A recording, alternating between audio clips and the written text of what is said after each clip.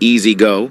Yeah. Red Fox, the master of comedy, embodied this sentiment by transforming a fortune amassed through successful albums and a hit TV show into a perplexing legacy of financial depletion. Despite outward appearances of Red Fox's tremendous success, the reality was deceiving. But how did a man who earned millions manage to exhaust it all so extravagantly? The young boy from St. Louis, Missouri, who grew up with a mindset of scarcity, struggled to navigate the newfound abundance that accompanied his success. When Red Fox started earning millions, he embraced a lifestyle fit for a king. His former co-star, Damon Wilson, known for portraying Lamont Sanford at the age of 25, the son of Fred Sanford, played by Red Fox. We are watching. This is a documentary channel. It's called Inside the Industry. It's pretty good. They have pretty good little small documentaries, and this is one that they did on legendary figure Red Fox. You know, Red Fox was from a popular show from back in the day called Sanford and Son, but he was an OG comedian. Anyway, check out Inside the Industry, guys. They have a lot of good content on there, and subscribe to their channel. Let's go ahead and continue on, and I'm gonna come back with my reaction. Appreciate it. In the NBC sitcom Sanford and Son, recently affirmed this narrative in an interview. Wilson shed light on Fox's inability to reconcile with abundance due to his upbringing, ultimately leading to a lavish lifestyle that contributed to his financial downfall. And the trucks pulled up and they took everything. So why would I feel anything for that? That was his fault. He did that to himself. People around him were sycophants. Okay? What are they going to say? They're just there for the money. In a recent interview, Damon Wilson was questioned about Red Fox's financial struggles leading up to his death. The interviewer inquired about Wilson's feelings regarding Fox passing away with financial difficulties despite their successful careers. Right. Wilson responded by expressing a lack of empathy for individuals who bring troubles upon themselves, distinguishing between external challenges and self-inflicted issues. Right. He pointed out that Red Fox, despite earning well, failed to fulfill his financial responsibilities, leading to the IRS seizing his assets. Wilson emphasized that Fox's actions were his own responsibility, highlighting the fact that Fox consistently neglected to pay taxes despite having the means to do so. When asked about the support Fox received from those around him, Wilson criticized Fox's associates, referring to them as sycophants who were only interested in financial gain. Wilson revealed that once Fox's money dwindled, these individuals abandoned him, leaving him alone as his possessions were being repossessed. Wilson recounted the poignant image of Fox sitting. I remember seeing that shit on the news when I was a little kid. It might have happened, I believe, right after he did Harlem Nights, either 89 or 1990. I was a kid. I remember it was on the news. They showed them taking all his stuff out of his house. I remember me and my mom was watching, like, wow, look what happened to Red Fox. And you see the IRS taking all his cars and shit, his Bentleys, he had a Rolls Royce. They was taking all this stuff, and he was in the front yard with his dogs and shit, on the phone trying to call somebody to come give him some money. And then that's when Eddie Murphy gave him a job. Eddie Murphy had that show called, was it Richard Pryor or Eddie Murphy? Yeah, Eddie Murphy had a lot of pull back then, so he ended up getting him a show called The Royal Family. Yeah, hit the thumbs up button, guys. Outside his house on a box and a t-shirt, while his belongings were being taken away, expressing surprise that no one stepped in to help him. I took them over there, and Red showed his entire arsenal. Not in a nice way. In the aftermath of Sanford and Son's cancellation in 1980-1981, Red Fox attempted to revive the show with the short-lived sitcom Sanford. However, Damon Wilson declined to reprise his role for this new series. Yeah. In a 2014 interview, when asked about keeping in touch with his former colleagues, especially Red Fox, who passed away on October 11, 1991, yeah. Wilson shared an intriguing anecdote. According to Wilson, he was approached by producers who wanted to organize a meeting with Red Fox to celebrate his 50th anniversary in show business. Initially reluctant, Wilson eventually agreed to set up the meeting. When he reached out to Foxx, who he hadn't spoken to in 5 years, the producers expressed their commitment by offering $100,000 check as a show of good faith, with a plan to pay Foxx $500,000. Oh, wow. Wilson called Foxx's manager, Prince Spencer, and conveyed the proposition. Foxx agreed to the meeting, and Wilson escorted the producers to Foxx's office in Los Angeles.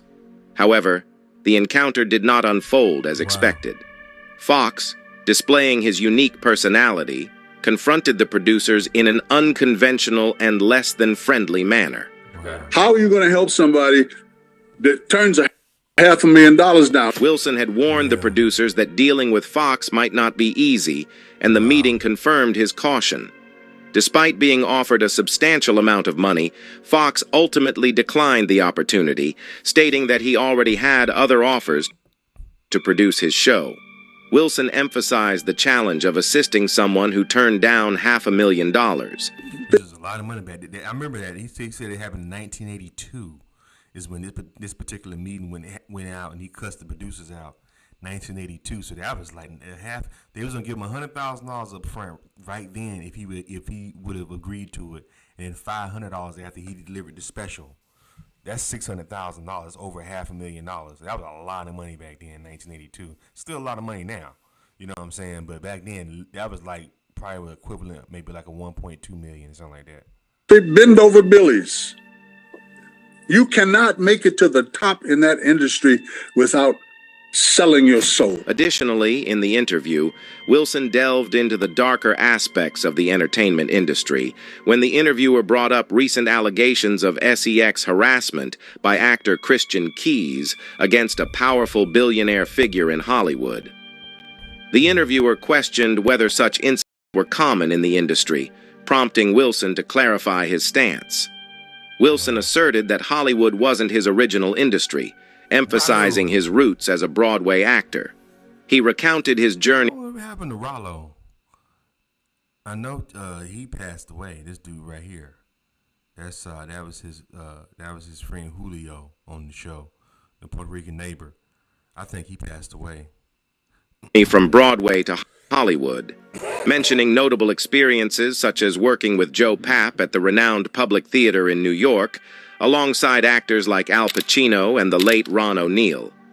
Wilson highlighted his entry into major motion pictures, with Walter Mirisch casting him in The Organization alongside Sidney Poitier. It was this positive reception that influenced his decision to relocate to California.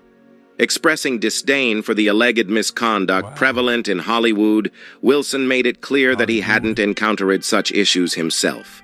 He dismissed any notion of participating in the undesirable aspects of the industry. Hit the thumbs up button, guys. This is really good. I like this. I like these documentaries, man. Subscribe to the channel, guys. Appreciate it. Let's continue on. It's funny. Damon Wilson, he was actually a reverend at my great aunt's church in Ocala, Florida, for a long time. Like because he pretty much left Hollywood behind and he started a ministry. He moved to Florida. This might have been maybe like in the late 80s. The late 80s. And then he became a pastor at my aunt's church in the late 80s, early 90s in Ocala, Florida. Yep. Stating that he did not respect individuals involved in such behavior. Wilson underscored his disinterest in the gossip and asserted that he was well connected enough to avoid being subjected to any inappropriate behavior. In doing so, he distanced himself from the scandals and emphasized his commitment to maintaining professional integrity in an industry that, according to him, pressured many actors into compromising situations. Moreover, in the interview, Wilson addressed allegations of Norman Lear appropriating ideas, particularly those attributed to Eric Monti. Oh, yeah. When the interviewer posed the question about Lear possibly taking ideas from Monti, Wilson responded emphatically. Wilson affirmed the notion that Lear did indeed take ideas, expressing skepticism about the idea that Eric Monti was fabricating his claims. He pointed to the late Michael Evans, who played the first Lionel Jefferson under the Jeffersons, mentioning that Evans had lost the opportunity to work on Good Times due to Lear's actions. While acknowledging that he had not personally collaborated with Lear, Wilson shared insights from those who had worked closely with him. He mentioned Frances, Lear's first wife, who has since passed away, describing her as a forthright individual. According to Wilson, Frances believed that Norman Lear should feel ashamed for cutting people out of projects and creating the perception that he was the sole creative force behind them. Wilson dismissively stated that Lear's involvement in Ford and Son was minimal, drawing a comparison to his late grandmother's influence on the show, highlighting the perceived exaggeration of Lear's contributions to the iconic series. Save your money. If you don't get there, save your money and try to do something with it. Don't mess it up like I did. In an interview, when asked what advice he would give to an upcoming comic who made a lot of money, Red Fox said, "Save your money. Save your money. Save your money." That's right. This is an advice that now echoes with irony, considering his own penchant for extravagant living. Join us as we unravel the paradox of Red Fox's financial legacy, where the laughter was rich, but the pockets were empty. Hit the thumbs up button, guys. Red Fox, known by his birth name John Elroy Sanford, was born on December 9, 1922 in St. Louis, Missouri. Growing up in challenging neighborhoods like Chicago's South Side, Foxx developed resilience and a sharp wit that would later contribute to his success as a comedian. Growing up in the 1920s, John Elroy Sanford didn't have a lot. Little Johnny came from a poor family. His father, Fred Sanford, was an electrician and a car mechanic. His half-Seminole mother was a housewife. At first things were going well. There wasn't a lot of money, but the family managed to get by. However, sometime in the 1930s, Fred left his family, and his mother Mary was now supposed to take care of John and his older brother Fred Sanford Jr. Seeing his mother struggle to make ends meet, realizing that his father was a coward who shied away from responsibility, and with a burning desire to make it in Hollywood, John Sanford got a job immediately after high school. His knack for telling jokes became apparent when he appeared on the Amateur Hour during the Major Bowes radio show on July 27, 1939. From his first performance, John knew he would become a star. While working as a dishwasher, he became close friends with a guy named Malcolm Little, who we today know as Malcolm X, a fellow dishwasher at Jimmy's Chicken Shack in Harlem. Both men had reddish hair, so Sanford was called Chicago Red after his hometown, and Malcolm was known as Detroit Red. That's how their colleagues told them apart. While they were working, Red Fox would crack everyone up. The jokes never stopped. Tears were rolling down their face as they were scrubbing the grease off the casserole pan. In his autobiography, Malcolm said that Fox was the funniest dishwasher on earth. Realizing that he had a gift for telling jokes, Red Fox decided to try his act at a nightclub. He wasn't a clean comic, and he had the guts to say what everyone else was afraid to. In the late 40s and early 50s, Red Fox was performing in nightclubs all across the East Coast. He was good, and it wasn't long before he got the attention of Dinah Washington. This female singer begged him to come to Los Angeles, so her producer Dootsy Williams of Dutone Records could see his unusual act. His breakthrough came at the Brass Rail nightclub in Los Angeles. Brass Rail. What's the crazy-ass names they used to have back in the day? At these different little clubs. They had, the flying Chinese walks. It's crazy. They used to have crazy-ass names back in those days, man. Different nightclubs and stuff. I remember it was a nightclub back in the day my mom used to go to when I was a little kid. She used to hear her friends go, "This is the weirdest damn name." The name of the nightclub was called the Chuckamo Lounge. Can you believe that? The Chuckamo. My mom used to hang out at a spot called the Chuckamo Lounge. They had the Chuckamo Lounge and the Melody Bar. Both of those places are pretty much long gone now. Hit the thumbs up button, guys. Williams loved this new comic, and before long, he was performing on the Vegas Strip. Speaking of which, Red Fox was one of the first black comedians to perform for white audiences. Dutone Records and Red Fox signed a record deal, and soon everyone across the country was listening to Red Fox's comedy albums. After 20 years of doing stand-up and landing minor acting roles here and there, Red Fox got his big break. Fox achieved his most widespread fame starring in the television sitcom Sanford and Son, an adaptation of the BBC series Steptoe and Son. Fox played the role of Fred G. Sanford, while co-star Demond Wilson played the role of his son, Lamont. In this sitcom, Fred and Lamont were owners of a junk sal. So his career really didn't take off until he was in his 60s, late 50s, 60s. Ain't that crazy? He was just doing a little bit. People knew him from his comedy album and doing a little stand-up here and there, but he didn't really blow up until he did this show. This show was huge back in the day, man. Like Sanford and Son was like, this is a huge, like it's still one of my favorite shows. I wasn't even born when this shit came out. Salvage store in Watts, California, who dealt with many humorous situations.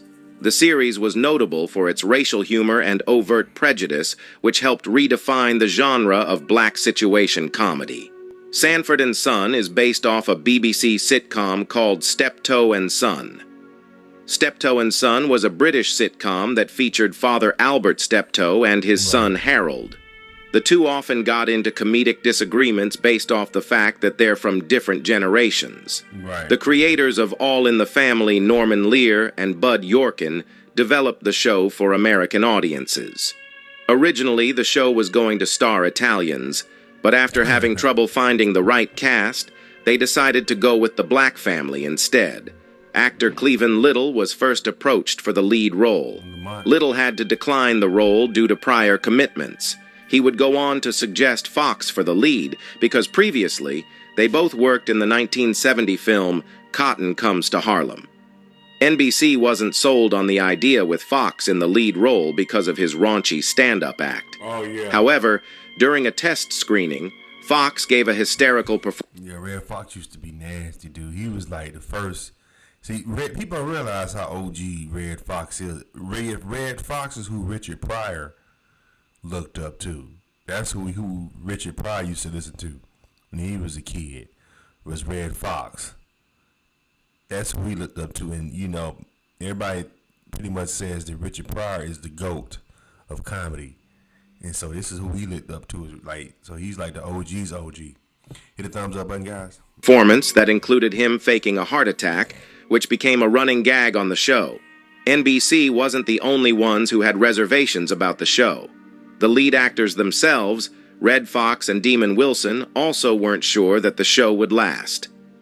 I thought about it long and hard and decided to take a chance. Red and I thought we could grab some quick cash plus notoriety, then move on to the next project. When talking about the chemistry between Fox and Wilson, TV editor Michael Seth said, Red and Damon walk in front of cameras and did their scene together. It had been only 4 days since they met for the first time at Red's house in Las Vegas. The All in the Family cast fell on the floor. I have never heard guys laughing like that. It went on and on. With its unique blend of humor and social commentary, the show quickly became immensely popular among audiences of all backgrounds. The impact of Sanford and Son cannot be overstated. It not only challenged stereotypes, but also provided a platform for African American actors and writers to showcase their talent. In addition to its two stars, Red Fox and Demond Wilson, Sanford and Son featured a unique, multiracial cast of regular and occasional characters who served as the butt of Sanford's often bigoted jokes and insults. I'm laughing. I remember that episode with the lady with the fruit on top of her head. That shit was hilarious, dog. Like, for real. I remember that episode. I remember a lot of those episodes. Including Bubba, Don Bexley, Smitty the Cop, Hal Williams, Grady, Mayo Williams, Julio, Gregory Sierra, Rollo, Nathaniel Taylor, and Ah Chu, Pat. That black man wasn't great.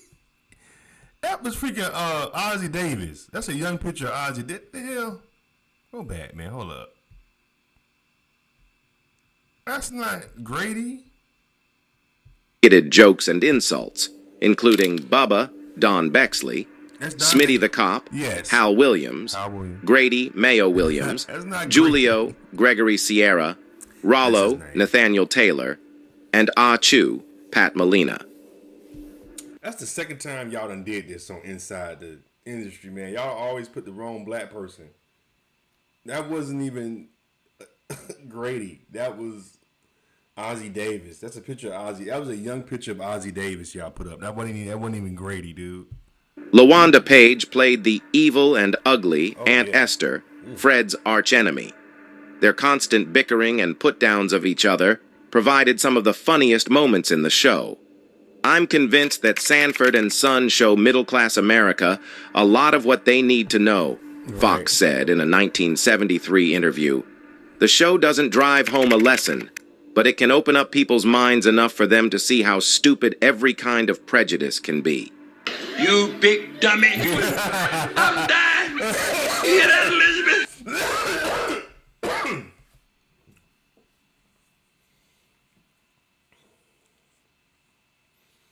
Yeah, I remember that episode. You peep downstairs. You big dummy. I remember that episode. He would always do that shit to Lamont ass. I'm coming to join you, honey. The show also had several running gags.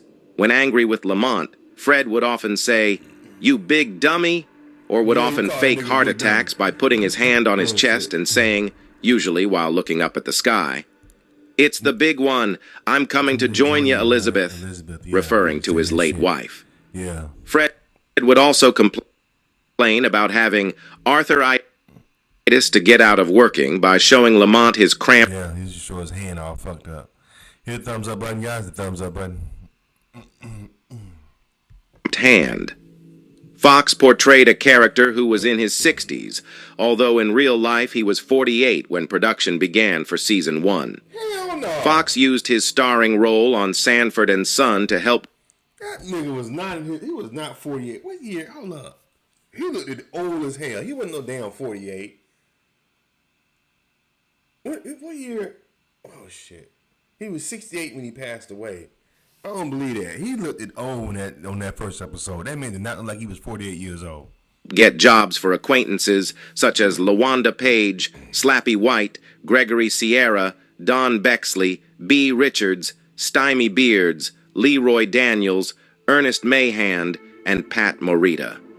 As the lead actor, Foxx brought his unique comedic flair and improvisational skills to the role of Fred Sanford, endearing himself to audiences with witty comebacks and hilarious antics. His comedic genius added authenticity to the character, making Fred Sanford a beloved figure in television history. Behind the scenes, Fox's influence extended to Sanford and Son's creative process, collaborating closely with writers and producers to shape storylines and comedic elements. However, despite the show's success, Foxx decided to leave due to a contractual dispute over his salary. Seeking increased compensation, negotiations faltered, leading to strained relationships and his departure from the show. The character Fred Sanford was written out for the remainder of the season. In 1974, Foxx faced a $10 million lawsuit from Tandem Productions, the show's production company, citing his failure to start taping the new season. Wilson, in solidarity with Foxx, also faced legal repercussions. Foxx had made demands on set, including changes to his dressing room, a pay raise, and a percentage of the show's profits. Defending his demands, Foxx asserted his 38 years in show business and sought a fair share of the show's success. However, tensions continued, and Foxx, facing mental and physical strain, was hospitalized multiple times during the show's run. The demands of the show also strained Foxx's personal life, impacting his relationship with his ex-wife. Despite the network's perception of Foxx as childish, negotiations resumed, leading to an agreement and the show's continuation for another 3 seasons. As the show reached its 6th season, Foxx was ready to move on, marking the end of his iconic role in Sanford and Son. However, in 1980, NBC and Red Fox embarked on a desperate journey to breathe new life into the iconic sitcom Sanford and Son. Struggling to recapture its former glory, they implemented various changes to revive Fred Sanford's world. A significant challenge arose when Demon Wilson declined to participate in the revival, disrupting the dynamic between Lamont and Fred. That was a mistake. It actually was Demon Wilson, not Demon Wilson. It's Demon Wilson. Hit the thumbs up button, guys. Let's go and continue on. To overcome this, Fred was paired with an unconventional sidekick, injecting fresh energy into the show while maintaining its trademark humor. Another change introduced an affluent girlfriend for Fred, aiming to explore new romantic dynamics. However, this Here we go. I'm going to land the plane right here. If y'all want to finish watching the rest of the shit, it is actually on Inside. Let's go to Inside the Industry. Go to their YouTube channel and watch the whole video. It's about another 30 minutes left in the documentary, but this is very interesting.